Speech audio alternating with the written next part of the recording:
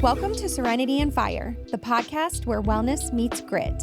I'm your host, Krista Guidenti, founder of Panacea Luxury Spa Boutique. Join me as we dive into the intriguing world of biohacking, clean living, cutting-edge spa trends, and the hustle, grind, and grit of entrepreneurship. From my personal battles with weight management, infertility, and a 30-year journey to create and launch my dream business, to building a sanctuary for those who have been touched by cancer, I'm here to share real talk, inspire big dreams, and spark a passion for holistic living inside each and every one of you. So let's dive in. Welcome back to Serenity and Fire in this mini series on detoxing your underarms. I've been secretly calling it my Underarm Detox Diaries. In my first diary entry, we learned that sweat isn't dirty. It's actually healthy. It's not a toxin flush, but it is your body's built-in cooling system. But let's be honest.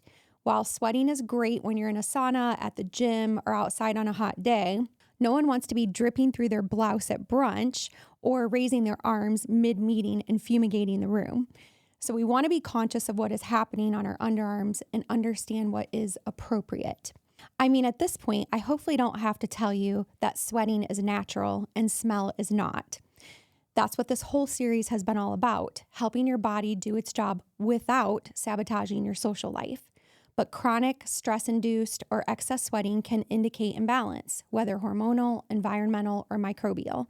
So this is where routine, rhythm, and a little education come in handy. Then, in episode 2 of this diary, we talked about how your body rebalances after ditching aluminum-based antiperspirants. That temporary phase where your microbiome recalibrates, your sweat returns, and odor peaks before it evens out. We also learned how to support that phase using miracle tools like hypochlorous acid, as well as great products like clay masks, detox scrubs, and good old patience. In episode 3, we went ingredient deep, learning to avoid toxic ingredients like triclosan, parabens, and fragrances, and the powerful body-friendly ingredients to look for like magnesium hydroxide, zinc ricinoleate, arrowroot powder, clays, and soothing oils. We also talked about how to scent safely using light hydrosols or low concentrations of essential oils that don't disrupt your underarm microbiome. But clean choices are only half the story. The real transformation happens beneath the surface, in the living world of your skin, your microbiome. You know, that invisible ecosystem that is home to trillions of microbes that protect, communicate, and respond to everything you do. Today, let's talk more about our microbiome, how to restore balance to it after years of over-sanitizing, over-scenting, and over-correcting. And let's also talk about what happens after the switch, how balance could be lost, how to restore it intentionally, gently, and beautifully.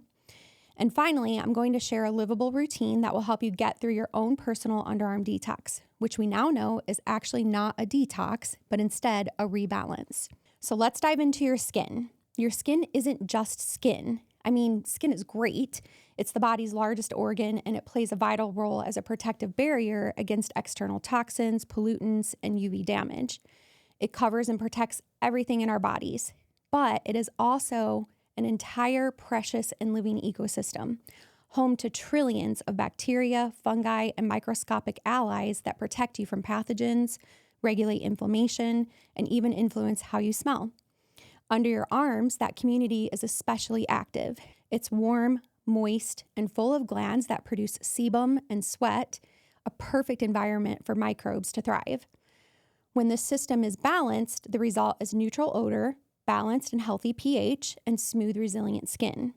But when it's disrupted by things like aluminum, synthetic fragrance, or overuse of harsh cleansers and toxins, the good bacteria that keep odor-causing microbes in check lose their foothold. That's when odor spikes, irritation flares, and the skin barrier weakens. Research from the Human Microbiome Project and dermatology journals show that the healthiest skin isn't actually the cleanest or most sterile. It's the most diverse. That means more beneficial bacteria, fewer irritants, and a stable pH between 4.5 and 5.5. When that balance is restored, your skin doesn't just smell better, it behaves better. It becomes calmer, clearer, and more resilient. It's restoring balance, eliminating sweat, and killing the bad bacteria. It's about feeding the right bacteria and giving them an environment where they can thrive while also keeping odor-causing bacteria in check naturally.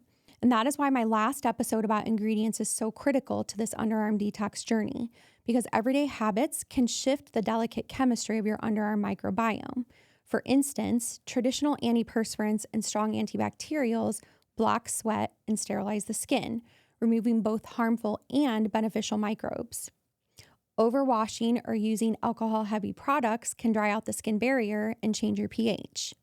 And stress, which we really haven't talked too much about, it can significantly alter hormone output and sweat composition, feeding those odor-causing bacteria. And then there's fragrance, preservatives, and other toxic ingredients that can inflame the skin and disturb microbial equilibrium. These disruptions don't just affect odor, they affect your entire microbiome balance and ultimately how your body responds to those imbalances. The good news is that your body remembers balance. It's designed to rebuild when you give it space to breathe. So now that you know what's happening, let's talk about how to restore that balance once it's been lost, whether that's because of what you've been doing up until now or because you went all natural and somehow got off track and off balance again. Maybe you went on a trip and forgot your natural deodorant and all you could find were traditional antiperspirants from the local drugstore. Whatever the reason, the goal is to focus on nourishment, not punishment. So first, you want to make sure that you're supporting the acid mantle. Healthy skin stays slightly acidic, again, around that pH of 4.5 to 5.5. This acidity is what keeps the right microbes happy. So again, choosing deodorants and cleansers labeled as pH balanced or that use products like magnesium hydroxide or zinc instead of alkaline products like baking soda. Second, you want to reintroduce gentle bacteria. Topical probiotics like lactobacillus ferment or Saccharomyces lysate can help reseed balance. Using cleansers like our kombucha microbiome foaming cleanser at Panacea can also help create conditions that let friendly microbes flourish again. And then third, you want to use microbiome safe actives. Ingredients like magnesium hydroxide, zinc ricinoleate, and kaolin clay neutralize odor without disrupting flora.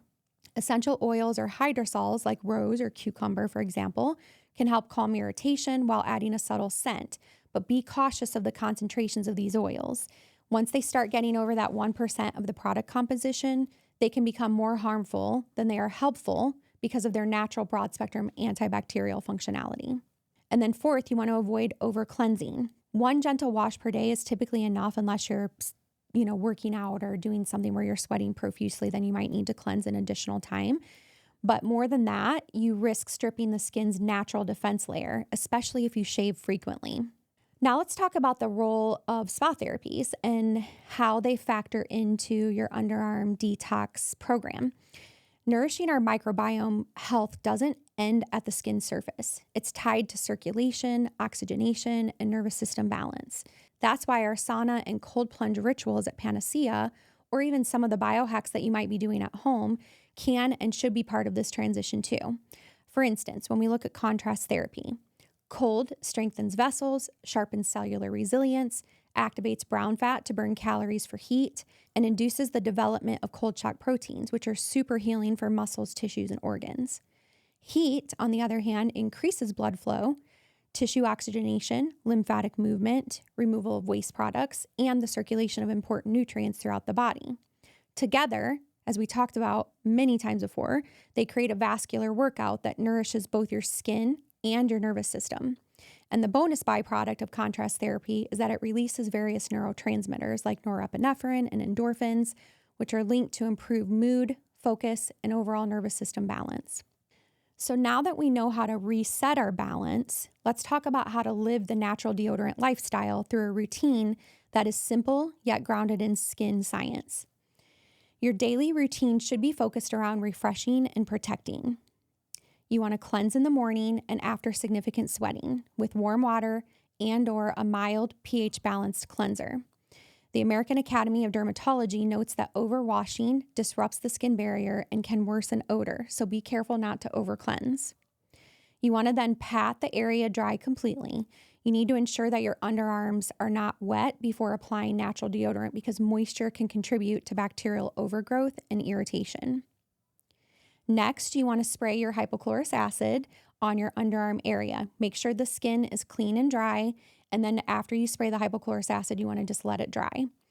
The hypochlorous acid, as we mentioned previously, neutralizes harmful microbes without killing the beneficial ones. And then you want to apply your natural deodorant, again, to clean dry skin. Apply a thin, even layer of that natural deodorant. And then during the initial weeks, you may need to reapply it throughout the day, especially during hot weather or physical activity. You want to choose one with magnesium hydroxide or zinc, not aluminum or baking soda. And I typically recommend that you start with the unscented deodorants for the first 2 to 4 weeks, then transition to one that might have some light essential oils once your microbiome is stable, if you're looking for something that has a little bit of an added scent to it. And then you want to moisturize if needed. So if you're experiencing any skin irritation or dryness, which again can sometimes happen if you have deodorants that are heavily alcohol based or that have baking soda in them, you want to, in those instances, apply a non-comedogenic oil or aloe vera gel to soothe and moisturize the skin after showering, but before applying your deodorant. And then again, if you want a scent after that initial 2 to 4 week period, you can apply like a rose or cucumber hydrosol or some of the ones I mentioned in one of the previous episodes after the deodorant if you want that light, natural scent. And only if the concentration of the essential oils or the hydrosol are less than 1% of the total product ingredients. In the evening, we want to let our skin rest and recover, so skip any products overnight.